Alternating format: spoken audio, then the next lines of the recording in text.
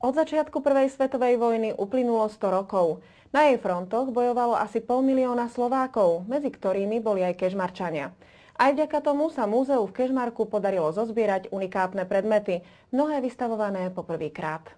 Odznaky, vyznamenania, noviny, dobové fotografie a ďalšie zaujímavé predmety spojené s prvým svetovým konfliktom nájdete v týchto dňoch v múzeu v Kežmarku. V zbierkovom fonde sa našlo naozaj veľmi veľa zaujímavých a vzácnych exponátov, ktoré sme ku tejto téme pripravili. Spoločne sme ho pripravili s pani doktorkou Norou Barátovou. Bez pomoci verejnosti by to ale nešlo. Mnohé predmety na tento účel poskytli rodiny pamätníkov či účastníkov konfliktu. Poskytli nám veľmi zaujímavé exponáty, svoje poznatky, pretože išlo predovšetkým o ich príbuzných, ktorí bojovali počas prvej svetovej vojny na ruskom, na rumunskom fronte. Tu v tejto súvislosti by som chcela spomenúť pani Munkovú, ktorá nám doniesla veľmi zaujímavé fotografie, ale aj pamätné listy po svojich príbuzných, ktorí padli počas prvej svetovej vojny a práve ich mená sú uvedené v Kežmarku, v Novom evanjelickom kostole na pamätnej tabuli. Trpel kruté mrazy.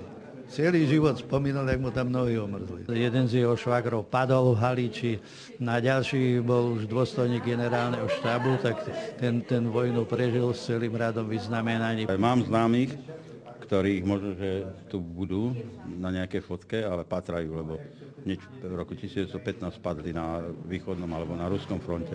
Pevne verím, že dôjde aj k takejto udalosti, že si nájdu tu svojich príbuzných.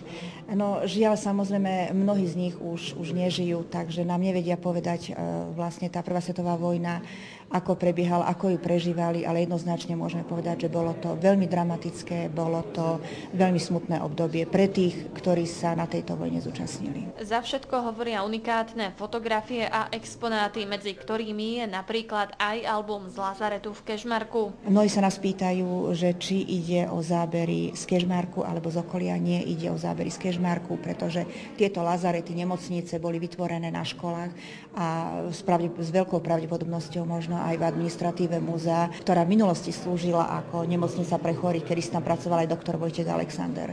Ak sa chcete o prvej svetovej vojne dozvedieť viac aj prostredníctvom exponátov vo výstavnej sieni Kežmarského múzea, čas máte do 30. januára.